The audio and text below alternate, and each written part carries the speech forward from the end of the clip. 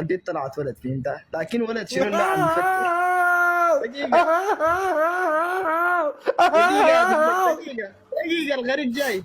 اها الزول ده فيه صوت اقسم بالله العظيم بيدس فهمت، يعني ما اغنعني انه بيتكلم معي صوت وبيتكلم معي ريكوردات فهمت، وبحول لي صور انا ما عارف جايبها من وين ذاته وقع عليك.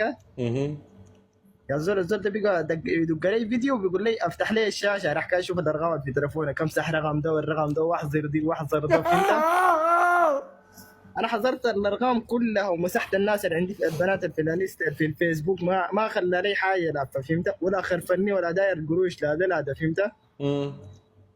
الولد ده انا ما زعلان، شفت اخر حاجه اخر مكالمه يا هو الراني انه ولد وكذا، انا ما زعلان على الارقام، ما زعلان على الناس اللي حذرتهم البنات اللي حذرتهم كذا فهمت. انا اديك لك اتعلقت به شديد فهمت، يعني شفت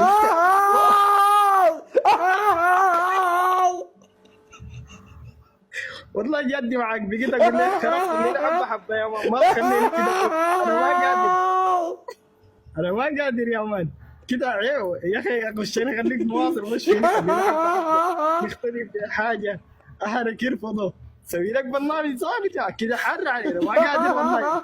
والله انا امبارح بالليل ما نمت يا مان والله جد انت عندك تبوي شديد خلاص هذيك لك يا اخي، انا حبيت ينقلبوا والله العظيم.